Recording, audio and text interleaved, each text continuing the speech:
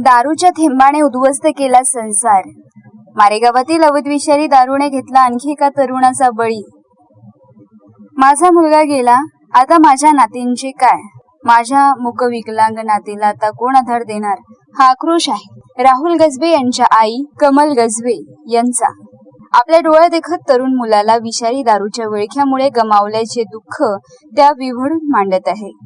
मारेगाव तालुक्यात मागील 28 वर्षापासून सुरू असलेल्या विषारी देशी दारूच्या अवैध धंद्याने एका हसत्या खेळत्या संसाराची राखरांगोळी केली असून 12 जुलै रोजी राहुल गजबे यांचा मृत्यू झाल्याने संपूर्ण परिसरात हळहळ व्यक्त होत आहे.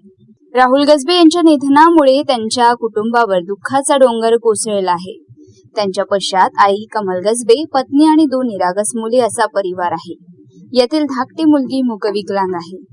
घराचा मुख्य आधार असलेला राहुल गेल्यामुळे याची मूकलीच्या उपचाराचा आणि संपूर्ण कुटुंबाच्या उदरनिर्वाहाचा यक्ष प्रश्न आता आई कमल गजबे आणि पत्नी समोर उभा ठाकला आहे.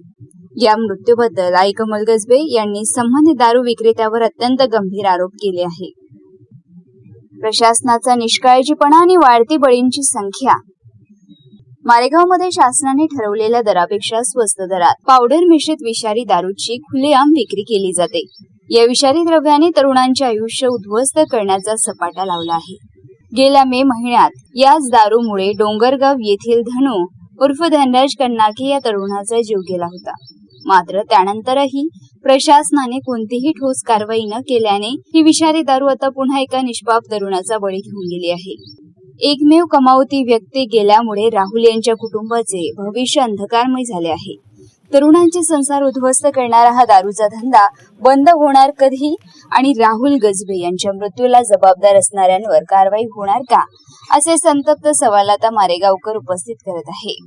अवैध धंदे चालवणाऱ्यांचे धाबे दणाणतील अशी कठोर कारवाई पोलीस प्रशासन करते की या कुटुंबाचा आक्रोश केवळ कागदावरच राहतो, हे पाहणे महत्वाचे ठरेल.